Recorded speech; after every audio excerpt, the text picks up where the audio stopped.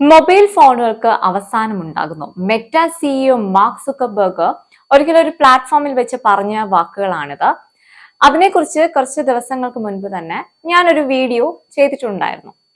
ഇപ്പോ ഇത് Sam ആൽസ്മാനും Johnny ഐവും ചേർന്ന് വികസിപ്പിക്കുന്ന പുതിയൊരു AI ഉപകരണം വരാൻ പോവുകയാണ്. ഇത് വരുന്നതോടുകൂടി മൊബൈൽ ഫോണുകളുടെ അന്ത്യമാകുമോ എന്നുള്ളൊരു ചോദ്യമായിട്ട് നിൽക്കുകയാണ്. ഇതിനെ കുറിച്ചിട്ടാണ് നമ്മൾ ഇന്ന് സംസാരിക്കുന്നത്. കൂടുതൽ വിശദമാക്കാം. I am Swathi. Welcome back to Talk space.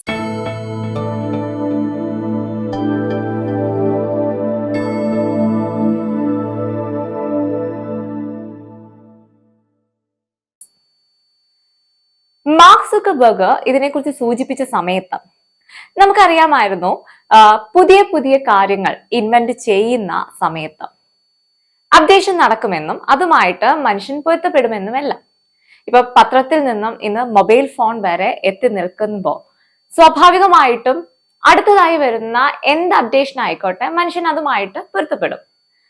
അങ്ങനെ വരുന്ന ഒരു ഡിവൈസ് ആണ് സാം ആൽസ്മാനും അതുപോലെ തന്നെ ജോണി ഐവും വികസിപ്പിക്കാൻ പോകുന്നത്.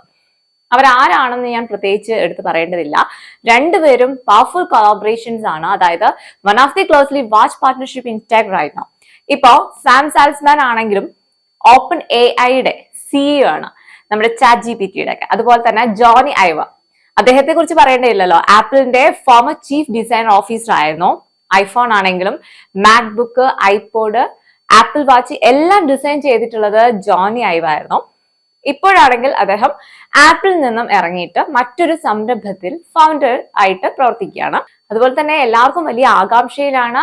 കൂടാതെ ആ ഒരു അഡാപ്റ്റേഷനിലേക്കുള്ള ചെറിയ ആശങ്കയും അവിടെ നിലനിൽക്കുന്നുണ്ട്. കാരണം ഏകദേശം 2027 ആകുമ്പോഴേക്കും ഈ ഒരു ഡിവൈസ് പുറത്തിറങ്ങുമെന്നുള്ളതാണ് നമുക്ക് അറിയാൻ സാധിക്കുന്നത്. എത്രത്തോളം യൂസേഴ്സ് ഫ്രണ്ട്ലി ആകും എന്നുള്ള ഡൗട്ട് എല്ലാവരിലും നിലനിൽക്കുന്നുണ്ട്. സ്വാഭാവികമായിട്ടും യൂസേഴ്സ് ഫ്രണ്ട്ലി ആകുമല്ലോ. കാരണം അതുകൊണ്ടാണല്ലോ ഇങ്ങനത്തെ ഡിവൈസ് അവർ പുറത്തിറക്കുന്നത്, അല്ലെ? ഇതിനെ കുറിച്ചിട്ട് കൂടുതൽ വിവരിക്കുകയാണെങ്കിൽ സ്ക്രീൻ ഇല്ലാത്ത ഐപോഡ് ഷഫിൾ പോലുള്ള രൂപത്തിലാകും ഇത് വരാൻ പോകുന്നത്. അതിനാണ് സാധ്യത. ഇതിൽ മൈക്രോഫോണുകളും ക്യാമറകളും എല്ലാം ഉൾപ്പെടുന്നുണ്ട്. പക്ഷേ ഡിസ്പ്ലേ സ്ക്രീൻ ഉണ്ടാകില്ല എന്നുള്ളതാണ്. അതൊരു തരത്തിൽ വല്ലാത്തൊരു കൺഫ്യൂഷനാണ് എല്ലാവരും ഉണ്ടാക്കുന്നത്. ഇപ്പം ഡിസ്പ്ലേ സ്ക്രീൻ ഇല്ലാതെ എങ്ങനെ എന്നുള്ളത്, അല്ലെ? ഇത് എത്രത്തോളം വർക്ക് ആവും എന്നുള്ള കുറെ ചോദ്യങ്ങൾ അവിടെ നിലനിൽക്കുന്നുണ്ട്.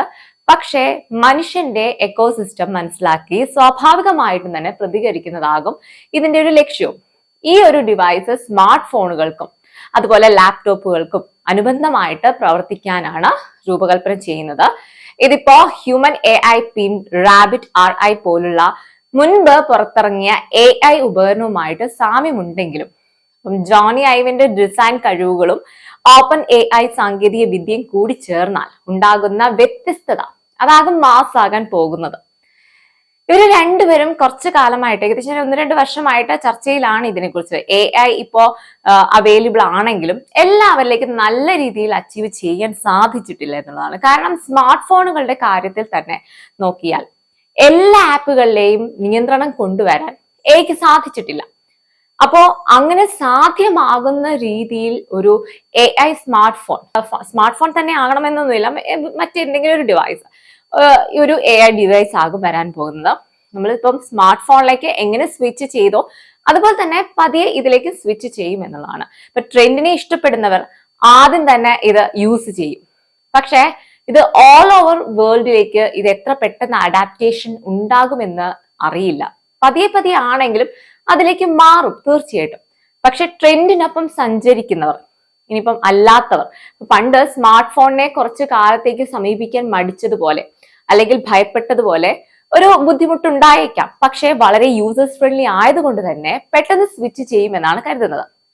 മറ്റൊന്ന്, അപ്ഡേഷൻ ഉണ്ടായിക്കൊണ്ടിരിക്കുന്നത് വളരെ നല്ലൊരു കാര്യം തന്നെയാണ്. അപ്പൊ മാറ്റങ്ങൾക്കൊപ്പം സഞ്ചരിക്കുക വളരെ രസകരമായിട്ടുള്ള ഒരു കാര്യം തന്നെയാണ്.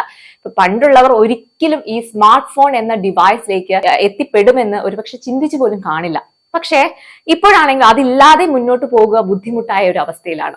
അതുപോലെ ആകും വരാൻ പോകുന്ന ഡിവൈസും. കാരണം കൂടുതൽ ഫീച്ചേഴ്സും കൂടുതൽ ഇന്റലക്ച്വൽ കോണ്ടസ്റ്റും ഉള്ള മറ്റൊരു ഡിവൈസ് വന്നാൽ നമ്മൾ അതിനെ എന്നും പ്രിഫറൻസ് കൂടുതൽ കൊടുക്കും. ഇതിപ്പോ വരാൻ പോകുന്നത് പല രൂപത്തിലുള്ള കോമ്പറ്റീഷൻ ആകുമോ എന്നുള്ളതാണ് സംശയം. അതായത് മെറ്റ പറഞ്ഞിട്ടുണ്ടായിരുന്നു ഗ്ലാസുകൾ കൊണ്ടുവരുമെന്നുള്ള കാര്യങ്ങൾ. അന്ന് എല്ലാവരും പ്രതീക്ഷിച്ചത് അതാകും ഫോണിന്റെ പകരക്കാരൻ എന്നായിരുന്നു. പക്ഷേ ഇപ്പോ സാം ആൽസ്മാനും ജോണി ഐവും മറ്റൊരു ഡിവൈസ് ഇൻട്രൊഡ്യൂസ് ചെയ്യാൻ പോകുമ്പോൾ സത്യത്തിൽ എന്താകും അല്ലെങ്കിൽ ഏതാകും പകരക്കാരൻ എന്നുള്ളത് ഒരു കൺഫ്യൂഷൻ തന്നെയാണ്. പക്ഷെ ഒരു കാര്യം ഉറപ്പാണ്, ഒരു AI തരംഗം വ്യാപിക്കാൻ അധിക സമയം എടുക്കില്ല എന്നുള്ളത്. പല രൂപത്തിൽ പല ഭാവത്തിൽ വന്നാലും ജനങ്ങൾ അതിനെ സമീപിക്കുന്നത് എത്രത്തോളം പെട്ടെന്നാകും എന്നുള്ളതാണ് ഇനി കാണേണ്ട കാര്യം. ഇവിടെ രണ്ട് പ്രതിഭാസങ്ങളുടെ ഒരു ഇന്നോവേഷനാണ് സാധ്യമാകാൻ പോകുന്നത്.